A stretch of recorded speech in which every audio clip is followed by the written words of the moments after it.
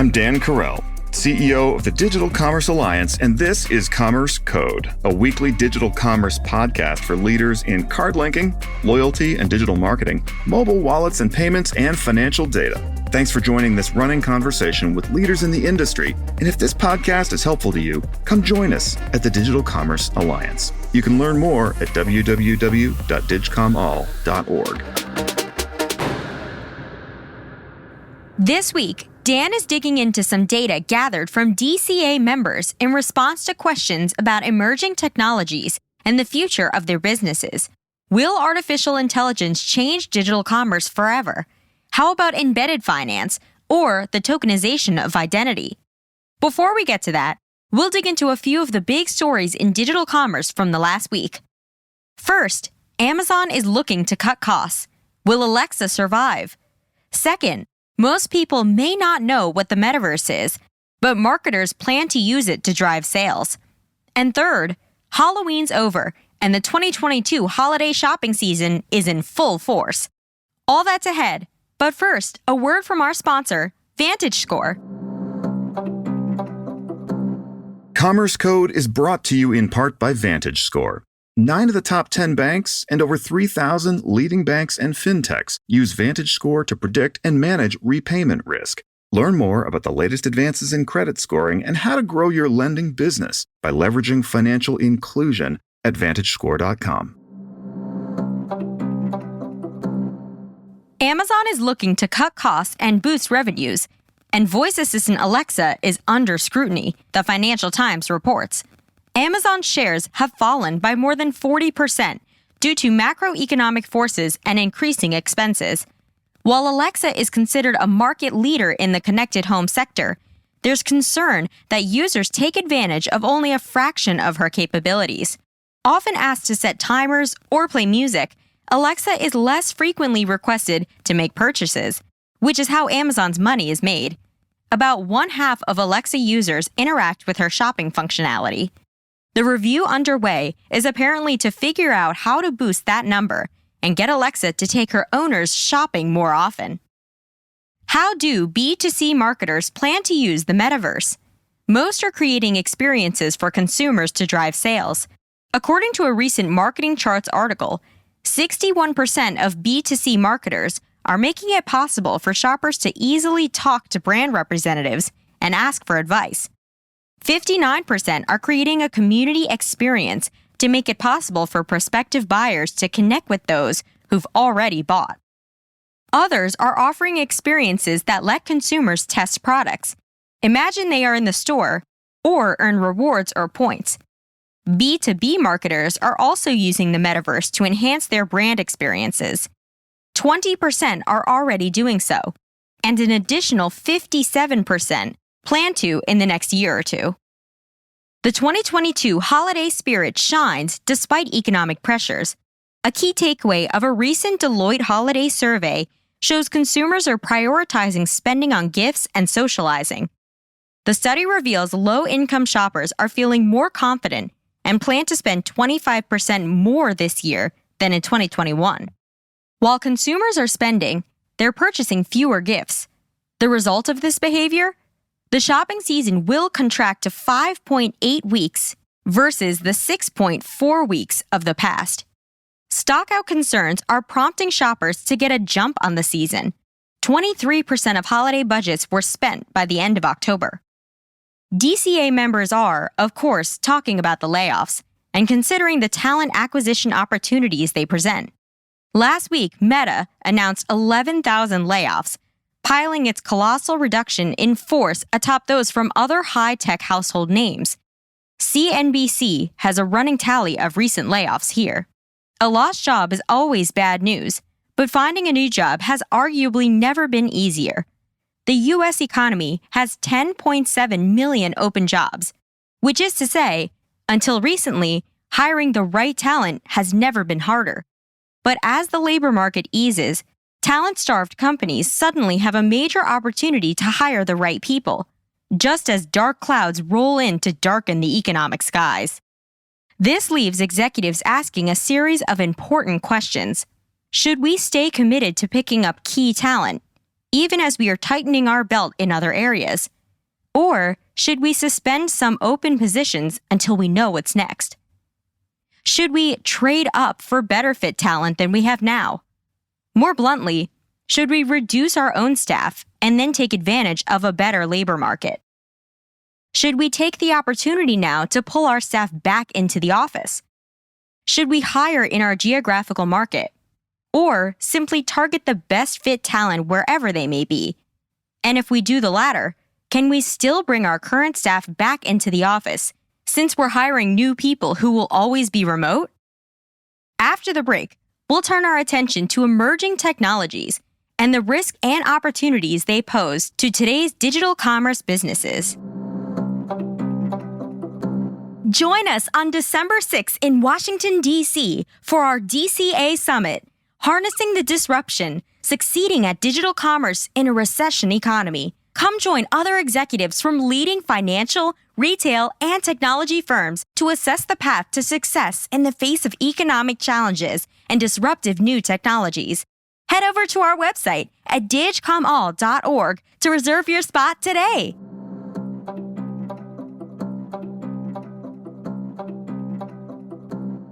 So for this week's Commerce Code, as we've said, we want to talk about technology disruption, and in particular, a working group that we're pulling together of executives to meet this Thursday to talk about what are the technologies and market forces likely to disrupt digital commerce in the next 1 to 3 years.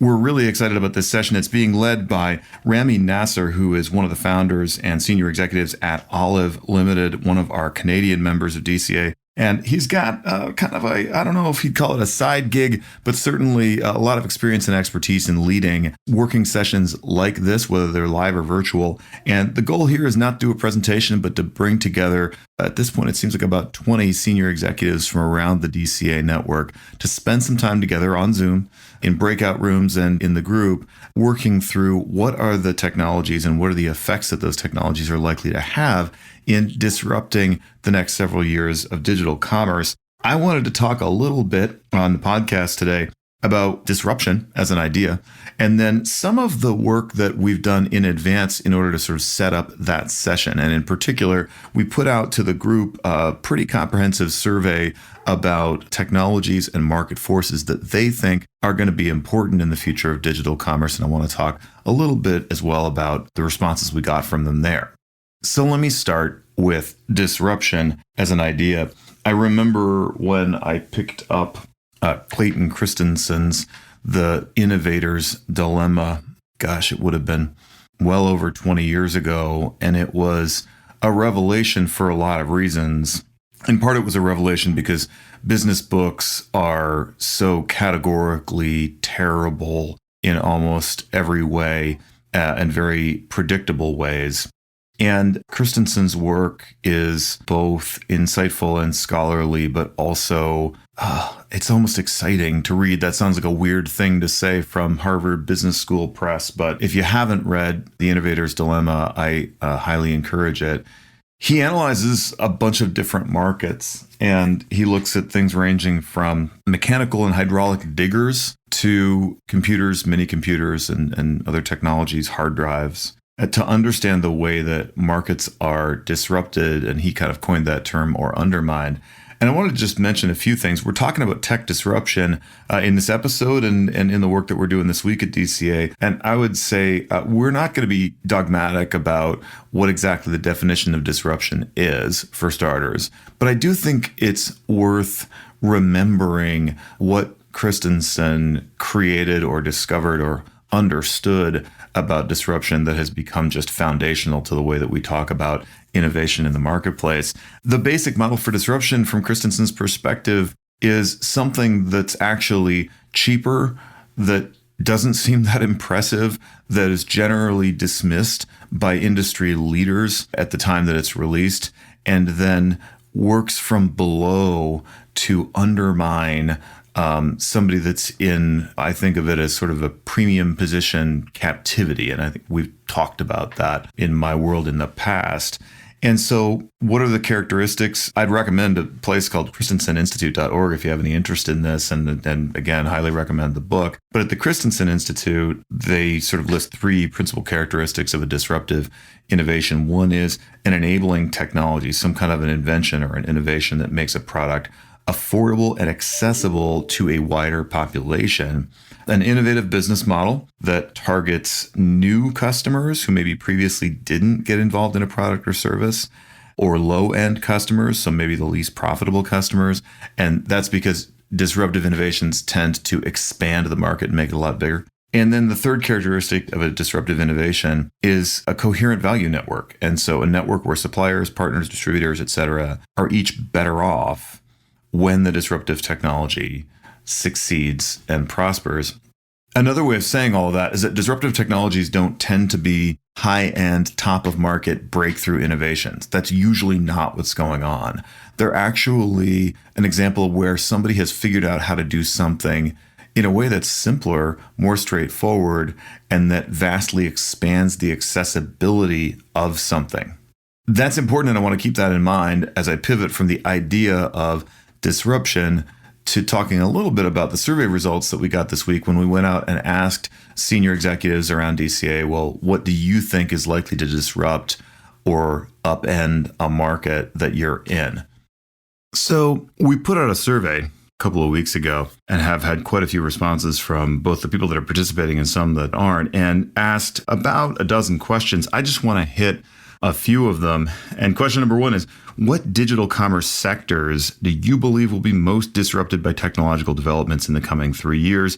We gave folks about 10 different choices, and then, of course, a write-in other option. But payments was by far number one, for reasons that I think are probably pretty obvious when you consider, although in fairness, a lot of these people filled out this survey before the crypto meltdown of the last week or two. But when you consider things like blockchain, et cetera, it's understandable for those and other reasons why payments would threaten to be disrupted by a simpler, highly accessible technology. But number two, interestingly, was loyalty and rewards. And I wanted to say a few words about that. We asked people, of course, for a bit of explanation. And so we've got a lot of verbatims in the survey from people with a lot of years in the industry as to why they think the things that they do. A couple of quotes I'll throw at you on loyalty and rewards. One, this person says, the speed at which loyalty and rewards have been progressing versus the speed the market's been moving has a massive delta. Few new technologies or products have been introduced recently, and data is not yet perfectly clean and open yet. So there's essentially loyalty's moving slow. I couldn't disagree. We talk to people all the time, though, who are seeing the opportunity that creates and looking to move fast on great new things. And so that suggests that we've got an interesting future ahead of us in the loyalty space. Another comment here, once open banking, open finance data makes it to market with high accuracy, we will see many new entrants build new and innovative products. And so there are some enabling technologies that need to get into place and frankly, some enabling conventions and behaviors probably that need to come into place. And then we're going to see a lot of innovation there. So that's interesting. Another question we ask is, what technologies do you believe will most disrupt your company's business in the next 3 years? Far and away, artificial intelligence, machine learning came out as the number one vote there. Just a few words about that. I'll say I have a lot of opinions about AI, and I've written about it at some length in other areas. The short of it is, I think artificial intelligence is a misnomer. I like, at least right now, machine learning. And what I will say is that, as with so many things, the machines in this case are really, really great at some stuff and terrible at others. The things they're great at is processing an extraordinary volume of data that any given human or group of humans simply can't process. That, frankly, looks not so different than what computers have been able to do for a very long time. I remember that the Manhattan Project, the foundational technology there was human beings with calculating machines that were doing the work that now could, I'm sure, be done by somebody's Casio watch. But in any event, the point of AI now, of machine learning now, is the ability to process simply vast quantities of data in ways that are more sensitive to what we would regard as more human considerations or characteristics. And so that's the sense in which it feels a little bit like intelligence. I think that obviously has real implications for loyalty programs and for personalization and a lot of other applications, maybe outside of your pure payments area. and perhaps within payments too, in ways that I'm not thinking about. So AI is a carry away there, and we're going to have a lot of conversation this week about that. Another question, and last one I'll leave us with here on this. Which of the following forces do you believe will most disrupt your company's business in the next 3 years? And here I'm talking about forces rather than pure technologies. Number one, again, far and away, data-driven personalization. I think the folks that are deepest in the work that we do as an industry, the ones that are most involved in DCA, really believe that there's a future ahead of us as we work together as an ecosystem, as an industry, in which transactions feel tailored and trusted and easy from the perspective of the consumer. This image that I have in my mind is not the perfect one. It is lacking in some ways. But I have the image of living in a small town in early 20th century, anywhere, and walking to the store and having the kind of experience you could have there. It was limited in terms of what kinds of products were available, and it had whatever social overlay it had, but it also had people there who knew you.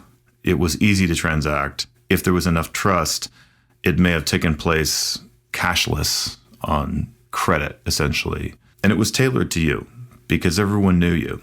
And so the vision, on the one hand, this idea that in the future everything will be tailored, trusted, and easy, that will be common, is that you could take that small town experience that I've imagined, that Norman Rockwell kind of almost fantasy, and scale it and make the experience of being at a large store with more or less infinite selection, a place like, you think of Total Wine or something like that, and having it be even more tailored to you than it is now, and easy because all the barriers have kind of gone away, and people, in a sense, the system knows you, and that's the idea. So could that be very disruptive, data-driven personalization at that level? Yes, I think so, especially if it became available at scale through software as a service and through low-code or no-code technologies that enable it to be available to retailers of all sizes and scales. That would be enormously disruptive.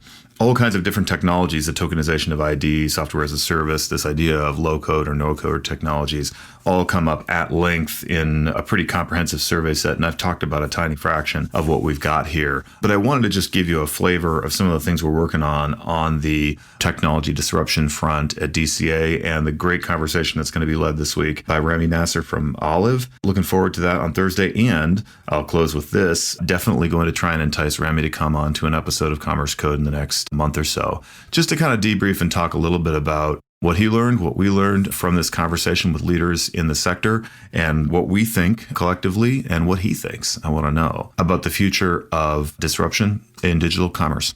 Have a great week.